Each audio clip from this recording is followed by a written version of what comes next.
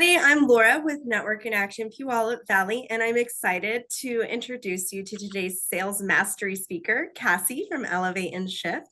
She's a total powerhouse and has been mastering the art of sales since a young age, starting from her parents' small business, and has created over $100 million in sales. And along her journey, she discovered her true passion, which is guiding founders and sales professionals to refine their skills and their mindset to unlock new sales opportunities. So, without further ado, I'm super excited to welcome the incredible Kassi Heidenreich. Oh my gosh, thank you so much, Laura. That was quite the introduction. I really appreciate it. How is everyone doing? I hope you're having a great start to the year. Kind of let me know where you're at. Real quick question here. Who has ever felt or been worried about being too pushy in sales? Has that ever held you back? Drop a whatever emoji that resonates for you and kind of let me know where you're at, because I'm just curious if people out in the audience have ever been concerned that they are feeling too pushy with sales. Okay, awesome. I got your back today. So I'm going to just hop into it here real quick. Let me share my screen with you guys. Share. And can everybody see this okay? I'm going to present, share. Okay, fantastic. Awesome. I'm going to minimize you guys a little bit over here. So one, I can't see my own face. And two, I can see my screen. Okay, and you're not seeing yourselves, are you, on my screen? You're not seeing your pictures? Okay, fantastic. All right, awesome. Okay, so as Laura mentioned, I'm Kassi with Elevate and Shift. I am going to share a little bit about my background. So my background, I've been in sales for the last 29 years. I've been in corporate sales. I've worked internationally. I worked on the Panama Canal in my early 20s, and I've worked for my family businesses my entire well, that's kind of where I started. And my first W-2, I was honestly 12 years old, but that was not my first job. So I have sold in my adult life post-college, and I've worked for companies anywhere from that $150 million family-owned mom and pop business, all the way up to publicly traded companies. So I've really run the gamut. I will tell you, a majority of my background is in medical sales, and it's probably one of the toughest sales out there. So operating room sales is really, really tough, and the sales cycles are very long. So just to share my background with you, that I'm coming from a very dynamic background from small business and publicly traded. So this is going to speak to all of you today, depending on where you're at in your businesses, or if you're working for employers, you are going to walk away with some great information today. Um, just a little bit about me. I really focus on people's strengths. And so I want to share mine with you today. So, my top five strengths: I'm futuristic, strategic, which means that I drive six cars behind me and six cars in front of me. And I'm very aware of what the impact of my decision right now is going to make in the future. And so I'm thinking in the very long term. In addition, ideation is my secret weapon. I see links between things that most people don't see. And I don't care what your business is, what your service is. I can probably add value for you. Actually, probably. I can add value for you, and give you some ideas as to how to grow your business. And I don't care what it is that you sell, because my framework will support all of those businesses. And then, of course, relationships. Building relationships is a huge part of what I do, and radical responsibility in my results. So I am a firm believer that if I don't get the results that I want, I'm not pointing fingers at anybody else. I'm asking myself, how did I cause that? So definitely have an eye for forecasting and like I said, building relationships. And I am a connoisseur of creating win-win situations, because if you're not winning, you're not going to buy with me, and it's not going to be a long-term relationship. Also, I live in Seattle, Washington. I was originally from the Midwest. I've lived out here for 3 years. Decided he wanted to build spaceships, so we moved out west, and that's what we're doing out here. So, okay, let me see. I'm not sure my cursor is working. Okay, I guess it is. Okay, agenda today, because I kind of want to know when I'm in a meeting, where's our stop, where's our finish, what are we doing? You're going to go through with me real quick my proven sales approach. As Laura mentioned, I've created over $100 million in sales in my career. So I'm going to share that framework with you guys today. And then what I think is really important for your Q1 is understanding what sales strategies can you implement in your business right now that is going to propel you into a strong Q2, Q3, and Q4. I also have a very special gift for all of the attendees today. And one of them is free, one of them is not. So I will put that out there. And then we're going to have a Q&A at the end. So I want to be super mindful of everybody's time. And feel free to put any questions that you have in the chat. Laura's going to be keeping track of those, and we're going to find those out at the end. So if you think of something, throw it in the chat. I'm going to ask you guys to speak up later what your questions were, but at least you have a record of what your question was. And if for whatever reason you have to jump off, Laura can answer that question. You'll have access to the recording later. Am I talking too fast? Am I okay? Okay. All right. Let's get down to it, guys. All right. So, first and foremost, I want to share with you guys my approach to sales. And number one, this is the most important thing is what is your mindset? Okay? So, I know this sounds like woo-woo, but this is a game changer. This has been a game changer in my own career, and let me tell you, I didn't arrive at $100 million in sales. I made a lot of mistakes. And one of the mistakes that I used to make is that I used to think, I got to get this sale. My mindset was coming from scarcity versus abundance. And so I want to ask you guys in your business, are you currently keeping an abundant mindset? And that abundant mindset means that you think in the following way. I believe that there is enough business for all of us out there, which is why you will catch me partnering with my competitors. Let that land. Let me give you an example. You may have somebody out there in the world that, so maybe you do remodeling, and the maximum job that you can take is $10,000. Okay. There's somebody out there who's only going to take a $20,000 and up job. It would do you a service to network with them because they're turning people away and they could be a referral source for you. So, do you have an abundant mindset to where there's enough business for all of us? That abundant mindset will also allow you to walk away from business that is not aligned. Um, Let me give you an example. So, I had a client, a potential client that I had been courting for about a month. And we had had lots of meetings, and there were a few red flags for me, but I was not in a position to say no to this business. And guess what? There was part of me that really wanted her to say no, and she ended up saying no. And I remember laying in bed that night thinking, God, I really needed this. And also, I talked to myself and I said, Cassie, you have been on this rodeo a million times.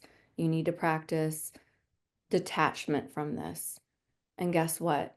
I calmed myself down, and 3 days later, I got a deal 3 times the size that if I had taken the one that was not in alignment and I was going to be doing more work than what I actually quoted, I wouldn't have had time for the 3 times the deal person. So the detachment is just as important as the abundant mindset. It enables you to walk away if you do not feel that that client is aligned. Because if you have the mindset that might be keeping you from a bigger deal, you will attract people that are in alignment with your business. Also, part of that mindset piece, and in the center here of the diagram, I need my cursor, center of the diagram here, and remember, everything starts with the mindset, is do you have an outward focus? Are you servant selling? Remember, previously I chatted about creating win-win situations.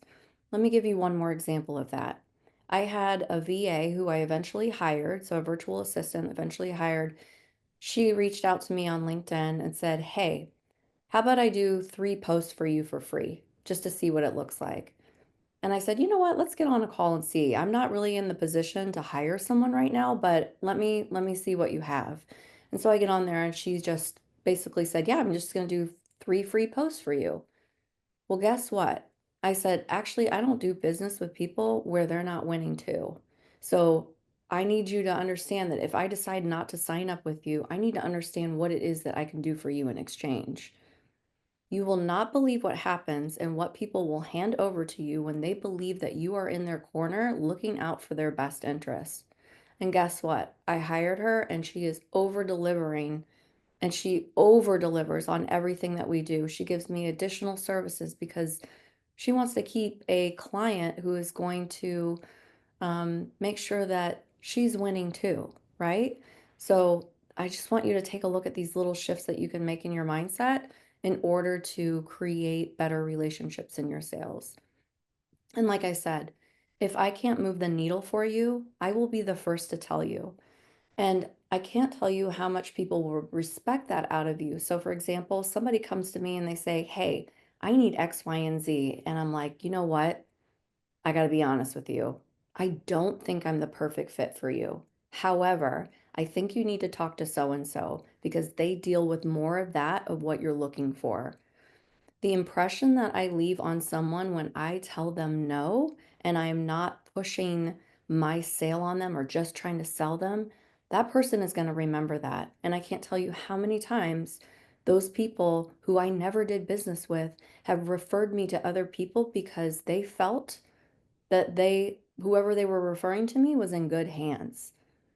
So I really want you to think about shifting your mindset. And this is what builds trust. Okay. Also, mindset in this economy. There are so many people who say to themselves, well, I don't really know how this year's going to go because it's a bad economy. You got to get that out of your head. I have always excelled in a bad economy. I have sold the most in a bad economy because this is the time for opportunity. This is the time where market share gets moved. Okay. And so if you can have the mindset that there are no barriers. It doesn't matter who's the president, who's in office. Yeah, okay, they're important, fine. But if you tell yourself that message, you've already decided your future. So get out there and know that the business is there. It's always there. We live in one of the greatest countries in the entire world. So it is there. And also, here's an example, my great-grandfather. During the Great Depression, my great-grandfather, he was selling fruits and vegetables on a little cart with eggs. And rather than say to people, well, no, I'm not going to sell that to you for that price, he went to people and said, okay, this is the price, but what can you pay me? And my great grandfather excelled through the Great Depression. Not that I come from like egg money, but honestly, like that is what it takes is getting creative. And your competitor's about to get really creative right now. And so honing in on this sales process, building trust and making sure that you have that outward focus and that win-win mindset to make sure that your customer wins, that is what's going to keep you off the chopping block when it comes down to price. Okay? So let's move forward. We're going to go into the action section. So once you've got your mindset right, let's take a look at your actions. Okay, I literally need everyone's ears right now because this is going to be gold. Okay. FCD, you see it right here. It means a future connect date. A future connect date is a date that you put on the calendar with your client that is a meeting that you're going to connect next. This alone will probably chop your sales cycle in half. So if you have a 3-month sales cycle, this is where you may be getting stuck in the weeds if you're not practicing this yet. What I mean by a future connect date is this is what it looks like. Many people will say, I'll get you that quote, right? You leave the meeting, you send the quote, and guess what? Now you're in purgatory because you don't know if that email actually got into their inbox. People that I whitelist on my email actually end up in my spam still. So that person may not even know that you've sent over a quote. And now you're in purgatory for weeks and weeks and weeks trying to figure out where Bill is and if he's reviewed the quote. So I want you to shift your mindset to put something on the calendar every single time you do not leave that room or that phone conversation without a future connect date. And it looks like this, guys. Hey Bill, I think I can have that quote for you by Wednesday. Why don't we set an appointment or a Zoom call or set up a call in order to review that quote together? Now you have this person in front of you. They're going to have time to review it with you. They're going to ask all their questions. But if you give someone homework in their inbox, the chances of them reviewing that on their own, they're not going to do it unless they set up time for it. So you have to lead that conversation. Also, I'm so sorry here. Let me go back. Also, this is going to be really important for you, and this is what I like about the future connect dates, okay? It weeds out my no's faster. Example, if I'm out at a networking event and somebody says, you know what, we should get coffee sometime. And I say, you know what, we should. And I don't pull out my calendar, that means I don't want to meet with you. And so if you can't even put a calendar invite on your calendar with me, then that is my cue that I'm probably barking up the wrong tree and somebody doesn't have the bravery to say like, you know what, Cassie, I'm just really not interested. And so you end up chasing people down. So this is something, a tool that I use to be able to say like, hey Bill, I'm gonna go ahead and create a quote for you and I'll have it ready by Wednesday. Let's set up a date. Cassie, just email it to me and I'll send it. I'll respond back and I'll let you know what I think. That is my clear sign that Bill probably doesn't want to do business with me, and I'm probably going to check in on him 2 or 3 times, and then I'm going to cut ties. And that is not to be mean or anything like that, but when you look at the mindset piece of it, I want to help you get to your no just as quickly as I want to help you get to your yes. So if it's a no, let's get you there quickly, right? The other piece of this is planning and forecasting. I'm going to go into this a little bit deeper later. And I'm also going to give you guys a free resource. It's a free course today. And actually, if you are not a spreadsheet person, you're going to love this because it is a pre-formulated spreadsheet and you just plug and chug the numbers in. It's a 20-minute course and it will turn you into a CFO. Sorry if there's any CFOs out there. I know you do more than this. But this is really going to teach you how to forecast. And planning and forecasting is going to be critical in your business. And here's why. A couple of reasons. Number one, if you just open your business in 2025, this is going to help you with cash flow. And honestly, it's going to help everyone with cash flow, right? But if you have existing business and coming into 2024, right? Say you've got maybe you're a hairstylist and you have a client that comes to you every 4 weeks. You can now plot that on this spreadsheet and say, okay, well, I know for sure that Cassie's going to come see me and spend $150 with me every 4 weeks. That is what I call a run rate. And you take 150 and you multiply that by 12 months and that's how much business that you can count on as long as you expect those clients to continue.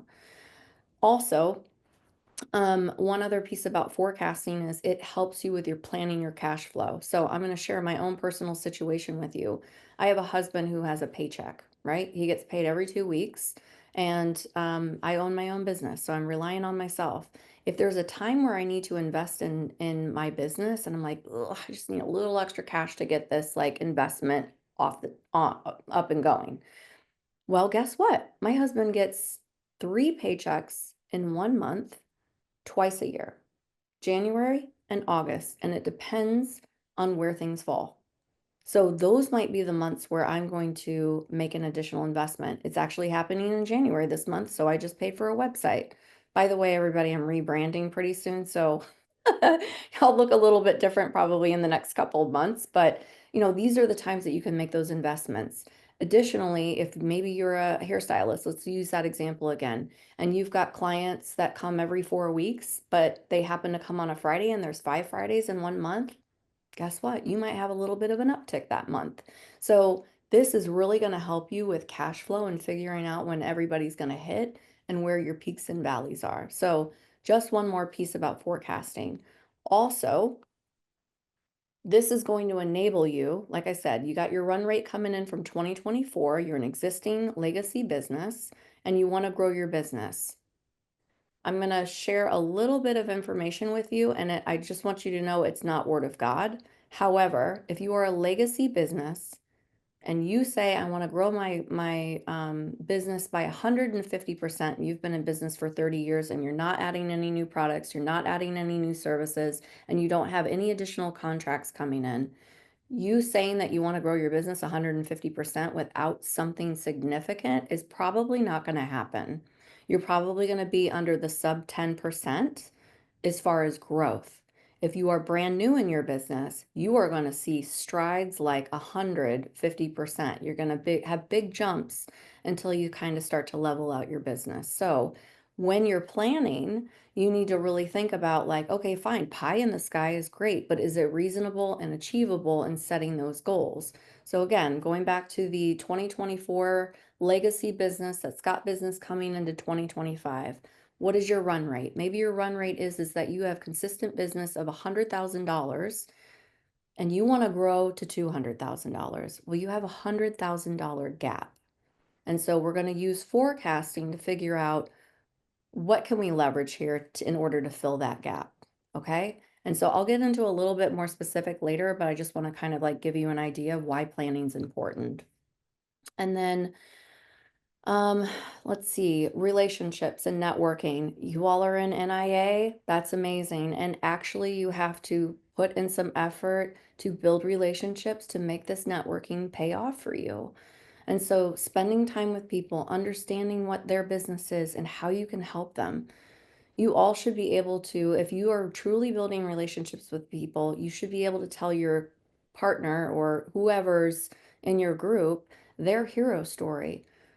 I know, and Damian Hughes, you're just on my screen, so I'm going to call you out. Damian Hughes, I know that you do X, Y, and Z. And here's a story about how Damon helped his client who had this problem, and here were the results, and that's his hero story.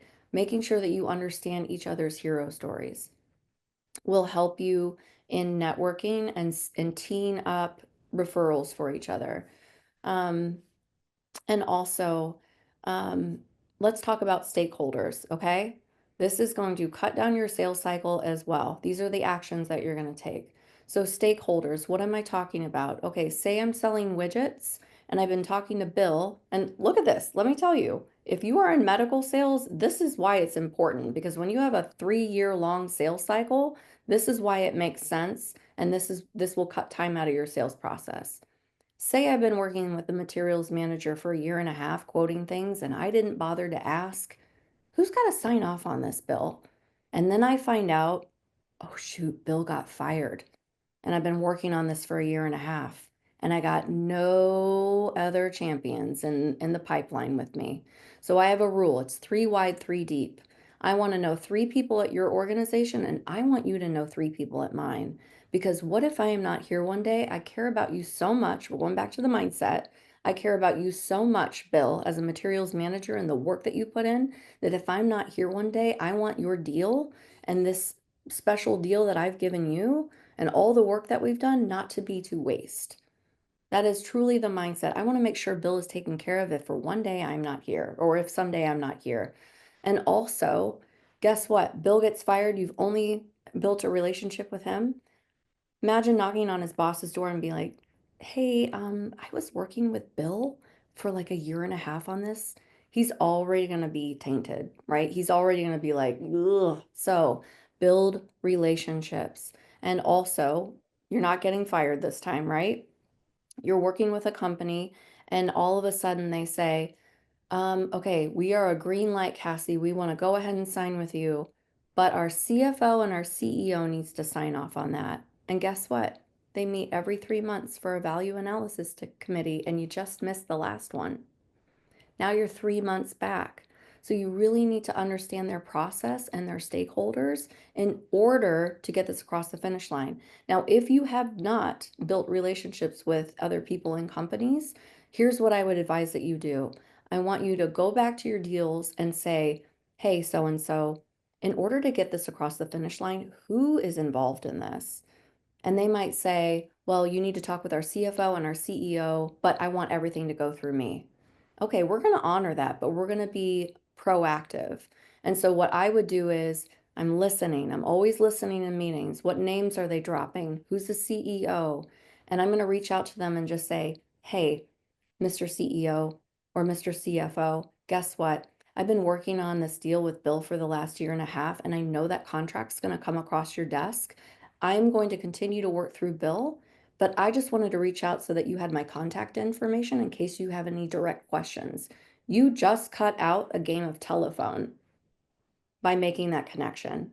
and they're really going to appreciate it. And also, do not do that to your customer where you now have Bill having to sell on your behalf. That is why it's important to build relationships 3 wide, 3 deep. Is that resonating for everybody? Like, throw something out there, because throw an emoji out there if this is making sense to you guys. Or if I'm talking too fast, let me know. get I get really excited about sales. Um, okay, we're gonna move on. Let's see. Go to the next page. Okay, words. Um, this is really, really, really important. Okay. Do you guys ever have clients where they've come back and be like, well, that's not what you told me when we started working together, and they're really upset. So setting expectations, even when it's tough, and terms and conditions will save your life, because and this happened to me recently where I did a full proposal for someone. I executed that proposal, and there were other people involved that I was not expecting, and I was able to lean on this document that we had decided together, and it saved my life, right? It saved the relationship. Also, one other thing, and this is talking about discernment and detachment here. I have had people who have met me within 15 minutes and they want to hand me $10,000. And my reaction to that is, wait a second. Because if you haven't asked me any questions about what it is that I am offering, that is an immediate red flag to me that I am on a playing field where I don't know where the goalpost is. So I said to that person, you signed up with me pretty fast there.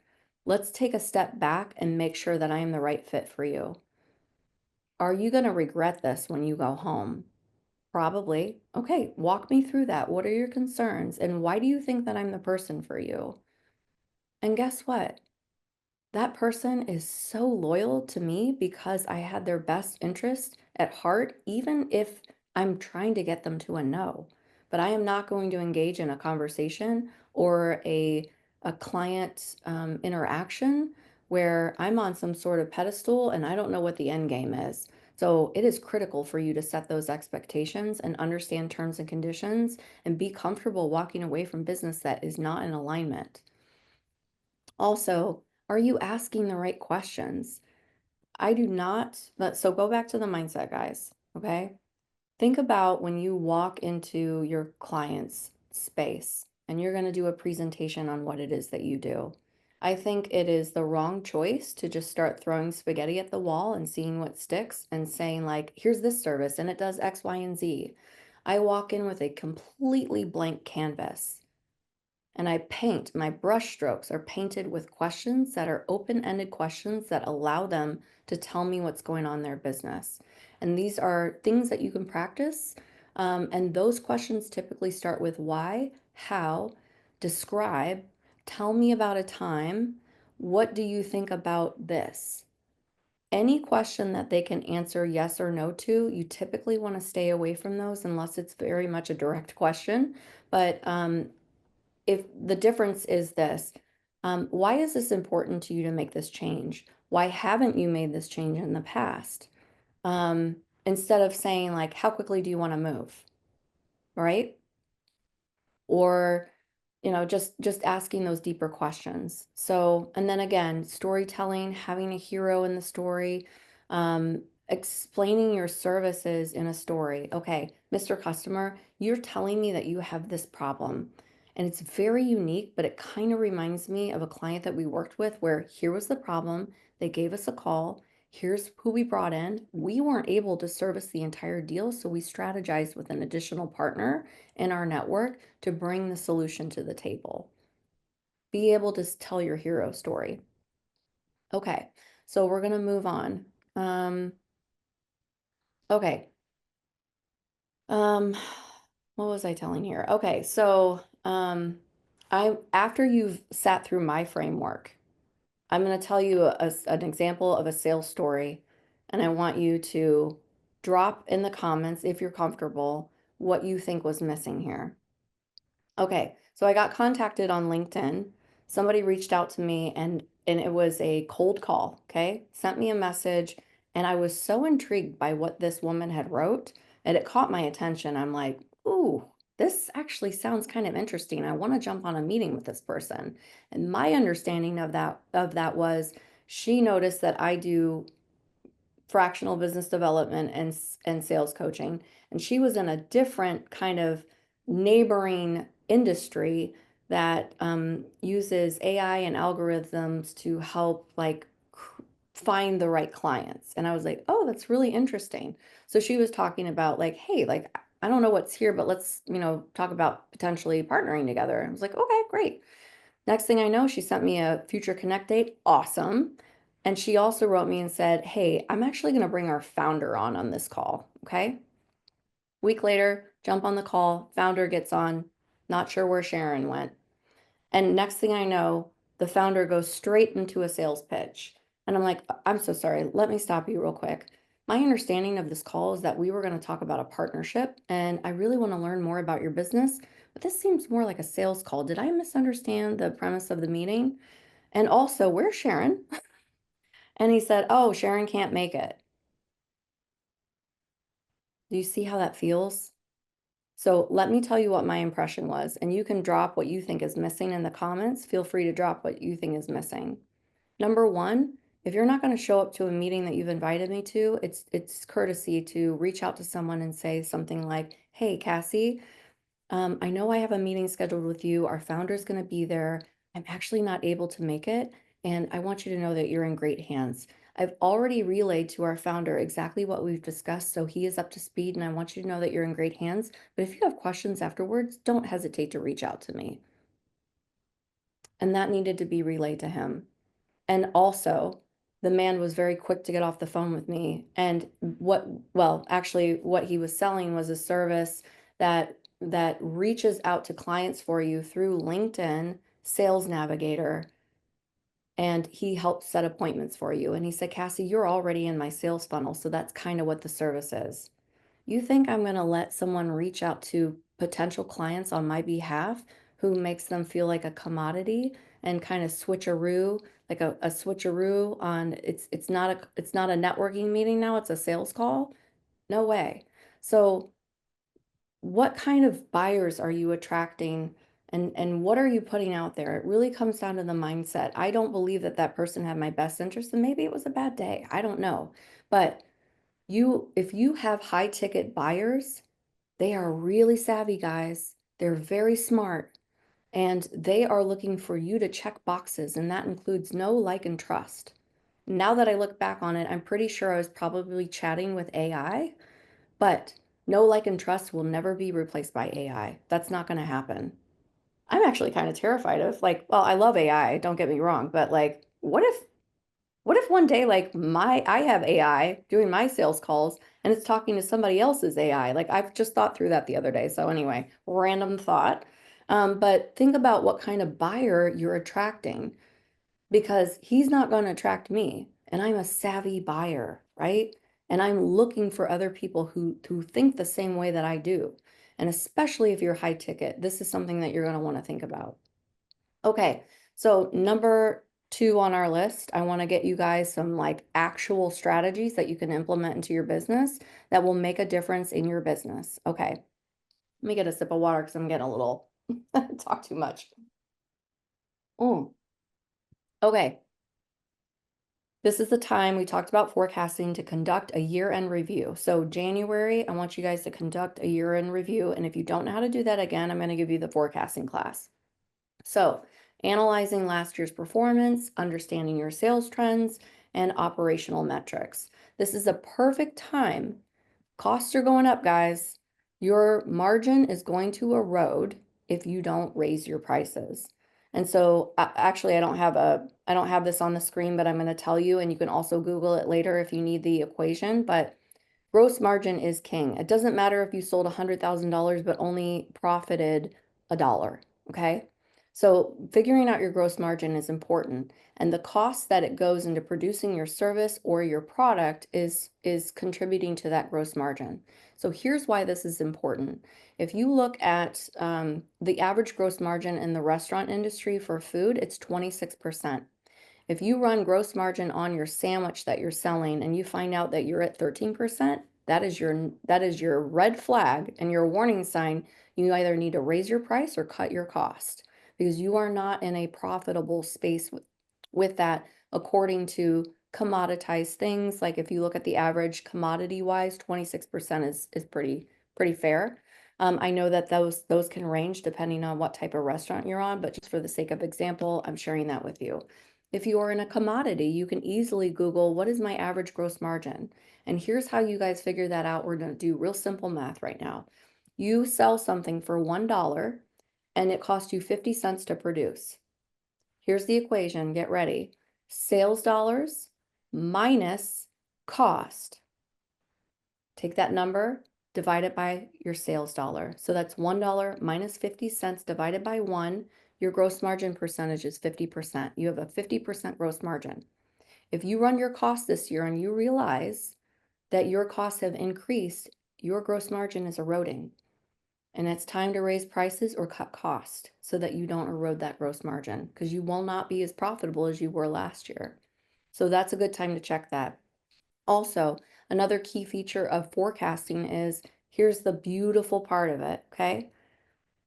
If you start year one, you've never forecasted before, and you see that you have, your sales are trending upward, you kind of see like, oh, okay, well, I guess I have my peak season in December. I have a huge bump in April. And that was 2024, right? You had a huge bump in April. 2025 rolls around. Guess what? Sales drop in April. You're looking at sales trends and you're able to look at that and say, what was I doing last April that made me so profitable? That is your cue and your sign and a data-led great decision to say, you know what? We ran Facebook ads. Let's do that again. So these are things that will validate your strategy and show you proof that what you're doing is actually working. Okay. Um, let's see. I think I already went over this part right here. Okay. Another thing too, we've done our forecasting and you've got $100,000 gap and you're like, oh, okay. By the way, guys, I have something to admit. Hi, I'm Kassi Heidenreich and I'm a lazy sales rep. Okay. I'm very lazy. I like to set it and forget it. I like to have customers that come in the door and stay. I don't want them going out the back door. So I'm going to look at my top 3 revenue drivers so that I can get to that gap faster. So whatever your most profitable services are, double down on that. That's going to be a huge piece for you in order to fill that gap as to where you want to get. Okay, 80-20 rule in sales. And this could be applied to many different industries, okay? But we're in the sales industry. 80-20 rule means that you're going to get 80% of your business from your top 20% clients. Okay. Now, if you don't have clients right now, this may not apply, but it will quickly. And so what I want you to think about is what products complement products that your clients are currently buying, but not utilizing. It's going to be way faster for you guys to go to your customer base, show them a new product or service. They already know, like, and trust you. That is your fastest way. That is the path of least resistance to the money. Okay. And I say these things very kind of crassly, but also like, remember my mindset. I'm making sure that my client is winning. So I feel that I can talk this way. Um, Cross-selling, referrals, they already know, like, and trust you. Hey, Mr. Customer, we just saved you $50,000 on making this change. Is there anybody else that you can think of that might benefit from this? You got to ask for referrals and be bold in doing it. And remember, they want you to win too. That's a good partnership. They want you to win. This will be something that solidifies that partnership, that you make it mutually beneficial. And then also, here's another thing. If you are in a business where your client has multiple locations, and this is a no-brainer, guys. If you are selling something at hospital system, like, I don't know, I'll name one. Back in Indiana, we had IU Health. And so they bought up all of the hospitals in the state. Okay. So I have a contract with Methodist Hospital. It's already approved. I'm going to go to each one of those hospitals. But first, I'm going to ask the person that I work with at Methodist Hospital to make an introduction for me to all of their equivalents at the other places. So what other facilities are your clients, what other facilities do your clients have that you can get a quick win in? Um, all right. Next thing would be to set quarterly goals. Okay, so when you set up your annual forecast, you have zero sales January 1st, 2025. You just started your business. If you just started your business and you don't have a run rate coming in from 2024, your sales forecast is probably going to look more like this. 100% of your goal is $100,000. Don't break it up into 25s quarterly. You got to build some momentum. So you're probably going to start with like 10%. And I'm just saying, like, I don't know what it is that you're selling, but I'm just throwing some like staggering numbers out there. 10%, maybe you bump it up to 25, 35% out of 100. So now you're going to break that up. Also, think about your peak season. Maybe you are in retail and your highest season is going to be in December. A majority of that is going to be in December, but it's important to set these goals realistically and strategically depending on when your clients are buying so that you don't set up goals that are like, I'm going to do 100% of my sales in January and then you feel really like crap. Okay.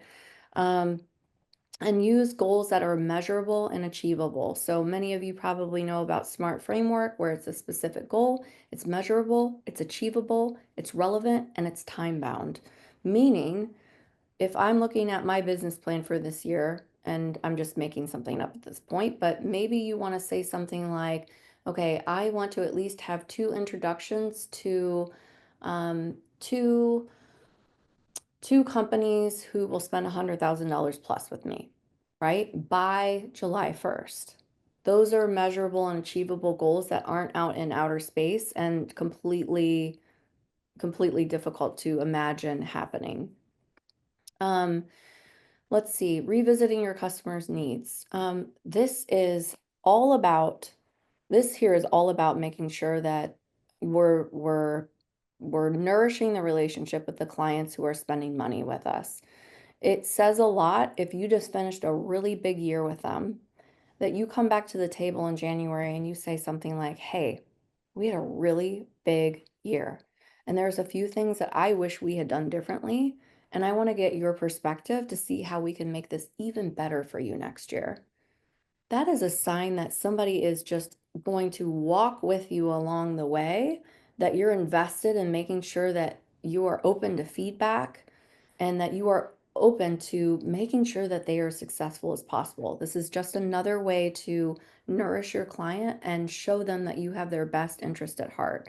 This is also a great way to figure out, like, okay, let's say you're in the logistics space. We all know September through December is insane. And now it's even more insane in the last 2 decades because of online sales and our return policy. Everybody, you can return everything. Guess what? January and February have been really big, crazy seasons for logistics companies. Not the best time to go in there for a sales pitch. So think about that too when you're pitching to your client. Are you showing up at a time where they can't even, like, they're underwater? Or are you showing up at a time where you can actually make impact for them? And those times are usually in their down seasons. So figure out what went well and what didn't go well. Let me do a time check real quick. Okay. Um, and then it will create loyalty and additional revenue potential. You can even ask them questions like this. What new clients are you bringing on this year? What do you expect your forecast to be? Maybe they've got a brand new huge client and they don't know about an additional service that you have that could actually support that. So getting in front of your client and asking those questions is a great way to increase your sales. Okay, let's move on here. If any of you guys have teams in your downtime, the Q1, it's a great time to invest in your teams. Turnover is extraordinarily pricey. I also have 5 years in the staffing industry and a very unique strategic business unit, a little bit different than staffing, but it's kind of the same thing. But I'm telling you right now, it is really difficult. And if you all are business owners, I'm sure if you're trying to hire people or keep people, this is something that is a great time right now for you to invest a little bit of time into folks and their growth. And also, let's think about how we buy. Remember how I told you guys that people won't leave you on price because of the value that you bring. So if you have employees that are like, "Ugh, I really wish I made a little bit more, but actually they've invested in my personal development and it feels really good to be here. So I think I'm comfortable." That is something that you can really use as a strategy to prevent turnover in your business. And also empowering your team and being a great leader. I'm just going to go off on a tiny little soapbox here, but I view leadership as if I'm the CEO of the company, I work for my employees. My mindset on leadership is that I've got to make sure that they have everything that they need in order to get things done. I'm not a micromanager. I don't like to be micromanaged, and I like to empower people to take my mission out into the market and bring sales back. And so you really need to invest in your people in order to um, excel their sales strategy, their marketing strategy, like give them some resources. There's a lot out there. Let's see, optimizing cash flows and budgets. I feel like I kind of went over this already. Maybe I went off on a little bit of a tangent, but I will say one thing I'll say down here as I see this, identify and eliminate any unnecessary expenses. I am not tech savvy, you guys. And also, I'm pretty sure that I have 4 or 5 apps that are probably overlapping. Like I have Calendly, I have Zoom, I have um Google Meet. I have all of these things and some of them are probably free and like get with somebody. I just got with my branding guy the other day and I was like, I need you to look at everything I'm buying and tell me what I'm overpaying on. And honestly, I'm paying for Kajabi right now, which is like $2,400 a year, and I'm using it as a landing page. Like, okay, we need to cut that out, Cassie. So now is a really good time to like look at that and lean out. Um, let's see, and monitor and adjust as things go on. And definitely celebrate those wins. One other thing I'll tell you about forecasting is when you get in your head and you're like, ugh, I'm not doing what I was doing. Guess what? I did this 3 times last year. And I went back and I looked at my sales up to April and realized I was $5,000 ahead of where I was prior year. That is another reason why it's important to forecast. Because when you get in your head and you're like, business sucks, I'm doing terrible, actually, you're not. And you actually have a 6% growth, but you're not giving yourself credit for it. So if you track your numbers, you're going to see that. Um, Let me see here. Okay. Forecasting help. Okay. This is so like short and sweet. Okay. It's a 20-minute course. It's completely free. I'm going to teach you guys how to forecast. And if you hate spreadsheets, I got you because I have already formulated this spreadsheet to calculate everything for you. Everything is written in there. You also have a little reminders of what those mean and how we figure things out. You don't have to calculate anything. You just have to follow my instructions and you will turn into an expert forecaster and this will get you started. So if you are interested, you can take a screenshot of this, see if it's for you. I also want to give one caveat. Remember that really expensive landing page I was telling you guys about? That's probably going to go away. Um, I'd say like mid-March. So if you are interested in it, make sure that you um, look. I'm going to drop the link. Laura, could you drop the link for me in the chat right now for the Radical Revenue Playbook? And you guys can go in there and sign up. It's completely free. I'm not going to spam you. I don't send out emails right now, so which is something I'm working on, but I'm not going to email you right now. And I honestly don't like that a lot. So, um, and then also, I wanted to tell you guys, I literally decided this today. I'm like, you know what? I'm going to do this. I have found, and anytime I've been in a corporation, I've always had a manager or a sales director or a CEO or a president that has been in a peer group. Okay. And I'm going to launch one in February. And so if you are someone who is in charge of revenue and you have direct reports, we're going to have a peer group where you can bring everything to the table. We can navigate through what it is that you're working on, or, if you need to elevate your sales skill set, this is going to be something that you can bring back to your teams. So we'll be meeting monthly for 3 hours, one time a month. I'm actually going to be interviewing the attendees because one, I got to make sure that you have the right mindset to be in this group because this is going to be really high level. And I've got to make sure everybody's got the right level of emotional intelligence to be in there and that you have an abundant mindset and that we've got some framework already laid down to make sure that you're not only successful, but you're a good match for everybody else in the group. And I want to make sure that we've got really solid folks in here. And so I don't mean that in any sort of derogatory way. I just want to make sure that we've got a really solid group. And I know that the people in NIA, you guys have that outward focus. So I have no concerns, but I just want to make sure that I'm going to be a good fit for you, right? And that you're going to get out of this exactly what you want. So the framework of that is we're going to meet monthly, and also depending on the people, we're going to make sure that we find a day that kind of works for everyone. I'm not taking any more than, I think I'm going to keep it at 15, but probably preferably 12. And what we'll be doing is we'll have check-ins for your life and biz when you come into the Zoom room. We're going to do deal work, and you'll have a 20 to 30-minute teaching on a specific topic. And if you guys want to take a screenshot of this, you can if you are not driving right now. But Laura, could you please drop the 30-minute calendar invite for the peer group in the chat right now, please? That actually is a $7,000 annual commitment. I'll consider payment plans, but I'm going to knock $1,000 off for everyone here in the group today. But you need to have need to be in charge of revenue, and you have to have direct reports. Okay, get your cameras ready, guys. Here's the forecasting. And Laura, if you can drop that one in the chat for me too, I would really appreciate that. Go ahead and download that. Remember, guys, it's going to be going away.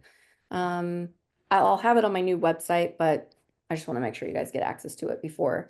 And then keep those cameras out, guys. Here's all my social media handles. I would give you guys my email, but things have been going into spam lately, and I would just rather have you guys message me if you're interested in anything on an app where I can see if you've read it and that I've read it. So this just makes sure that I make sure I don't miss anybody. Take a picture here. You can follow me. I'll follow you back. I want to learn more about your businesses too. So let me see who you are. And Q&A. Okay, so guys, what questions do you have for me? Like, nothing's off the table. Well, okay, let's use our heads here. But you guys can really ask me anything. I'm very well versed in a lot of different products and services. Is there anything that I can clarify for you? And Laura, I know you've been kind of recording questions, so if nobody speaks up, feel free to share some questions with me. All right, y'all feel free to unmute yourselves. You can do that by holding the space bar or tapping the microphone button. So I do have a question. This is Damien with the Mayor First. How you doing this afternoon? Damien? Hey, okay. When it comes to business to consumer marketing, Mm-hmm. okay, um, what are some ways or some avenues that you found to be cost effective in ways to bring people into the door to move the needle? Okay. So are you asking me about like Facebook ads and Well, just all maybe like direct response mail, maybe some Facebook, okay. maybe billboards. I mean, what or are you Yeah. well versed in that Well, angle? I'm going to share a couple of things with you, and this I'm going to address something today, and I'm probably going to upset some people, but I know I can tell you this.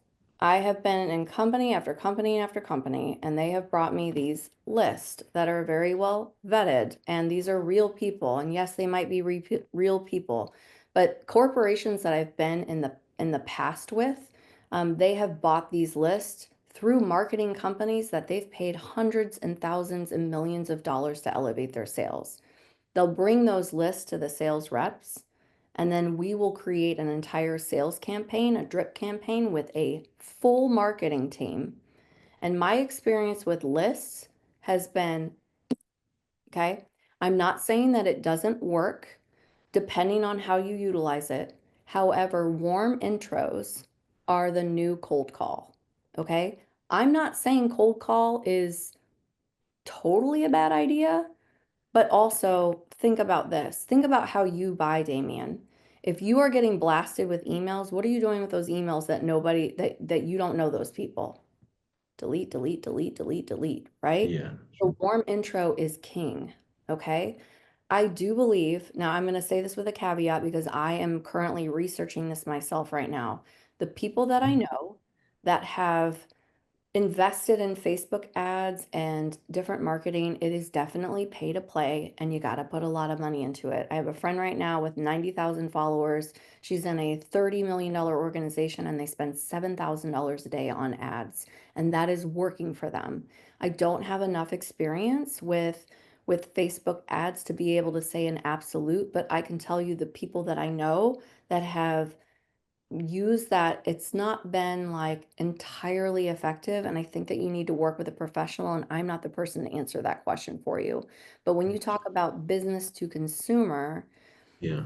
can you tell me, like, can you give me a little bit more information about like what product you're selling so that I can like position it a little bit differently? So I'm in mortgage lending. Okay.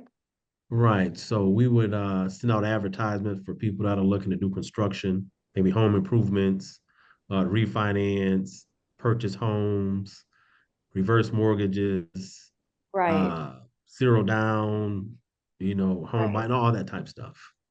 So this is, you may not like this answer, but it goes back to the networking piece.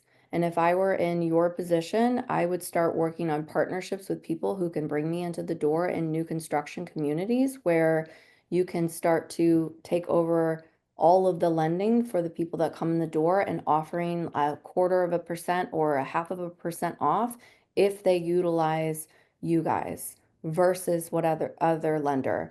You're going to spend a better amount of time building relationships than I think that you would with sending mass emails out. So I don't know.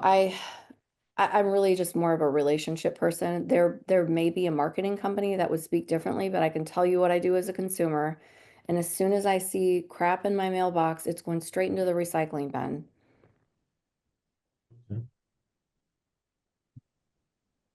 Does that answer your question?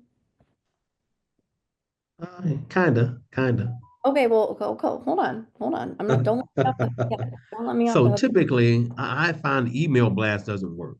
Okay. Okay, okay, So I'm not talking about email blasts. I've done that years ago, and we never got really a response on that. But what really works is direct response mail. okay, Okay. And as long as we vet the data okay. and we do our research on the clients, Mm-hmm. whenever we do the marketing, it works.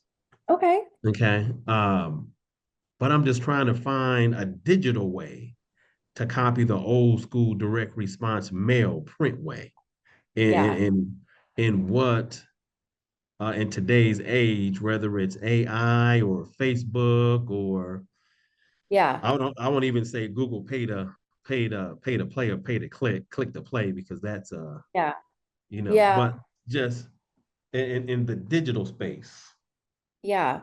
Well, I would honestly refer you to probably somebody in digital marketing that has that expertise to give you that honed in data because listen, Right, I live in a neighborhood where we have like three very popular realtors and I get direct mail from them all the time and I actually read those things because they do other things with me. So for example, there's a gal in my neighborhood who has a large brokerage and she does other things with me. So she has VIP clients and she develops relationships with people and she like on Mother's Day she sends out like, "Hey, we have 8 vases of roses. Whoever responds first will give priority to." And you show up and you get this beautiful bouquet of flowers, right? And right. so I feel like what you're asking me is probably outside of my skill set. But Okay. I would probably work with somebody on the digital marketing side. And honestly, that field has grown so much that digital marketing has so many You different really don't lanes. know what it means. It can mean anything, kind of It can depending mean on who you're anything, talking to. right? Yeah. Right. So Yeah. I'm going to do you a service and say, like, I may not be the right person to answer this question, but I do not believe in blasting emails out to people, which I Yeah. think No, that I that's know that doesn't work. without some strategy behind Right. it. So Now, it last doesn't work. last question, and you may have Yeah. heard of this or may not. Yeah. because I'm always digging into marketing myself. I mean, I Okay. think in business, it's all about marketing, you know. So, and this deals with Facebook. Mhm. Have you heard or have you worked with anyone who's used the custom audience tab of Oh, Facebook? no. And honestly, I'm Okay. not the person to ask that or answer that for you. Mine's Okay, I more got like that relationship sales, like I don't want to say B2B because it is B2C also. And if you. nobody Right. knows what that means, is business to business sales or business to consumer sales. Most of you probably get that, but I just want to call that out because but I would probably check with somebody in digital marketing. And I bet we probably have somebody here in the audience or somebody within an NIA that I would probably say, like, if anybody has somebody in the digital marketing space that thinks they can help Damien, I would probably recommend that you work with somebody who can answer that question for you. Cool. Okay. I'm All sorry I right, thanks, couldn't Cassie. answer that question for No, you. that's fine. Okay. All right. Yeah. Thank you for your question, though. I really appreciate it. All right, Uh, thanks for your time also. yeah. Thanks for being here. Anybody else?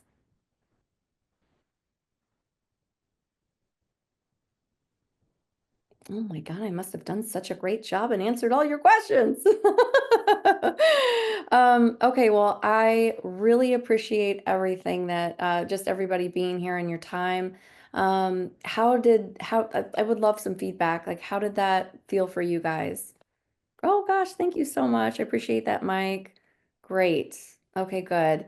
Yeah, you've got my contact information. If you need anything, feel free to reach out to me. I'd love to connect with some of you too, just because we're kind of all in this together and learn more about your businesses. So if I could be of service, let me know. All right. Thank you very much, Cassie. And thank you all for attending our speaker series today for Sales Mastery. Let me go ahead and add myself to the spotlight here. Boom. There.